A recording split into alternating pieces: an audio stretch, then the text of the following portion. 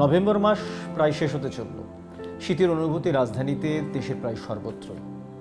Dengue virus নিয়ে কথা বলার সময় শীতের এই সময়টাকে উল্লেখ করার একটি কারণ হলো যে সাধারণত এই সময়টাতে ডেঙ্গু ভাইরাসের প্রকোপ কম থাকে, অন্তত থাকতো। কিন্তু বাংলাদেশে গত 2-3 বছর ধরে এর ব্যতিক্রম দেখা যাচ্ছে যে বর্ষার যে অসুখ ডেঙ্গু, এডিস মশাবাহিত ডেঙ্গু, তার বিস্তৃতি হচ্ছে এমনকি বর্ষা মৌসুমের অনেক পরে, নভেম্বর এবং ডিসেম্বর পর্যন্ত।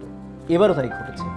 এবারের একটা বিশেষ ব্যতিক্রম হলো যে এবারের নভেম্বর মাসের প্রথম সপ্তাহে যে পরিমাণ রোগী হয়েছে বাংলাদেশে, ডেঙ্গুতে আক্রান্ত হয়েছে যে পরিমাণ রোগী, তা বছরের কোনো সময় হয়নি।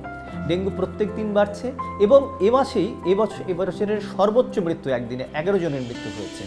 ডেঙ্গু পরিস্থিতি আরও ভয়ানক হতে পারে বলে বিশেষজ্ঞরা মনে করছেন।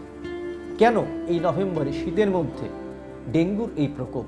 এইবার এই নভেম্বর মাসেও বৃষ্টি হয়েছে, গতকালও বৃষ্টি হয়েছে।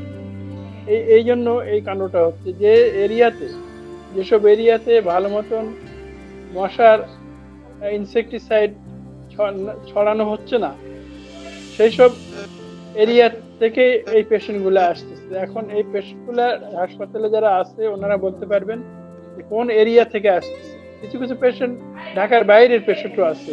একটা বৃষ্টির জন্য রোগীর সংখ্যা বেশি হয়েছে। রোগীর সংখ্যা বেশি হলে মৃত্যুর সংখ্যা বাড়ে। একসঙ্গে যদি অনেক রোগী এসে পড়ে, একটা হাসপাতালের পক্ষে সম্ভব না। আপনি যতই এখানে জনবল দেন, সেখানে স্পেস তো লিমিটেড। সেখানকার যে তাদেরকে তো হাতে হাতে সবাই রোগীকে বাঁচাবার জন্য কাজগুলো করতে হবে। কাজে এই হাসপাতালের ভিড়টা যদি বিকেন্দ্রীকৃত করা না যায়, তখন কিন্তু সামাল দেওয়া যাচ্ছে না। এবার এই নভেম্বর মাসের প্রথম 24 দিনে ডেঙ্গুতে যে পরিমাণ মানুষের মৃত্যু হয়েছে, বছরে আর কোনো মাসে এত মৃত্যু হয়নি। ডেঙ্গু যে নিয়ন্ত্রণহীন হয়ে পড়তে পারে তা বর্ষা মৌসুমের শুরুতে অনেক বিশেষজ্ঞই বলেছিলেন।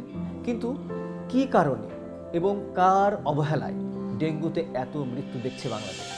স্থানীয় সরকারগুলো পরিবেশগত পরিচ্ছন্নতার জন্য যে কাজ, সেটা কিন্তু তারা গতানুগতিক কায়দায় করছেন। মাঝে মাঝে তারা রাসায়নিক ছিটাচ্ছেন।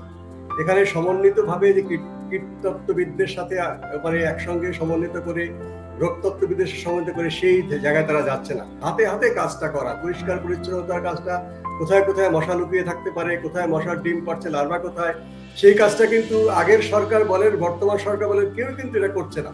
সচেতনতা বলতে হলো আমরা কিছু বিজ্ঞাপন প্রচারের কথা বলছি, কোনো কোনো সময় র্যালি করছি।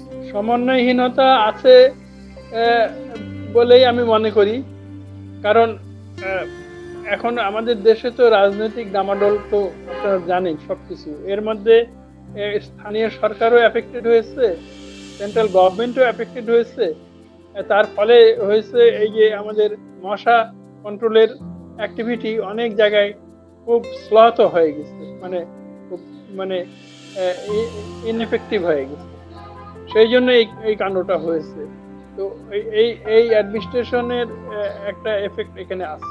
প্রত্যেকটা ওয়ার্ডে স্বাস্থ্যসেবা কেন্দ্র, সেখানকার বিশেষজ্ঞ চিকিৎসক, বিশেষজ্ঞ ব্যক্তি চিকিৎসক নাও হতে পারেন, এবং বাড়ি বাড়ি গিয়ে কাজ করার মতো স্বাস্থ্যকর্মী যেটা গ্রামে আছে, health assistant, family welfare visitor কিংবা দায়ী যারা প্রশিক্ষিত, এগুলো কিন্তু শহরে যদি না রাখি, তাহলে কিন্তু এই প্রাথমিক স্বাস্থ্যসেবা দেওয়া পক্ষে সম্ভব না। কাজে প্রাথমিক স্বাস্থ্যসেবা একটা বিরাট দুর্বলতা। এটি আমাদের দ্রুত সিদ্ধান্ত নিয়ে সরকার এটা যদি না করে, ডেঙ্গুর মতো এরকম সংক্রামক ব্যাধি কিংবা অন্যান্য যে রোগ জনস্বাস্থ্যের জরুরি পরিস্থিতি তৈরি করে, সেখানকার ক্ষয়ক্ষতি কিন্তু আমরা এড়াতে পারবো না। বড় বড় হাসপাতাল তৈরি করলেই এটি সমাধান করা যায় না। 2000 সাল থেকে বাংলাদেশে নতুন করে ডেঙ্গুর প্রাদুর্ভাব হয়। এরপর প্রতি বছর কম বেশি ডেঙ্গুতে মানুষ আক্রান্ত হয়েছে। গত বছর সর্বোচ্চ সংক্রমণ হয়ে গেছে, এটা আমরা আগে বলেছি। এবছরও আমরা দেখছি সংক্রমণ বাড়ছে। ডেঙ্গু একটা স্থায়ী রোগে পরিণত হয়ে গেছে বলে অনেক বিশেষজ্ঞ বলছেন। ডেঙ্গু থেকে নিষ্কৃতির উপায় আসলে আমাদের হাতে আছে, এবং ডেঙ্গু থেকে সুরক্ষার জন্য যে জরুরি জনস্বাস্থ্য পরিকল্পনা এবং ডেঙ্গু কেন্দ্রিক মৃত্যুকে সামাল দেওয়ার জন্য স্বাস্থ্য ব্যবস্থায় যে পরিবর্তন আনা দরকার, এই কথা দীর্ঘ সময় ধরে বিশেষজ্ঞরা বলে আসছেন। তবুও নীতি নির্ধারণী মহলে এই নিয়ে খুব বড় ধরনের ভাবনা চিন্তা আছে এমন বিশ্বাস করার তেমন কোনো কারণ আমরা খুঁজে পাইনি। কিন্তু দিন দিন এই ডেঙ্গুর যে পরিস্থিতি তৈরি হচ্ছে, তাতে করে ডেঙ্গুর সঙ্গে আরও অনেক নতুন নতুন রোগও সৃষ্টি হচ্ছে। পরিস্থিতি সামাল দেওয়ার জন্য ডেঙ্গু কেন্দ্রিক একটা ভিন্ন রকম ব্যবস্থার কথা বলছেন বিশেষজ্ঞরা, এবং স্বাস্থ্য ব্যবস্থার ক্ষেত্রেও একটা ইতিবাচক পরিবর্তনের কথা বলছেন তারা।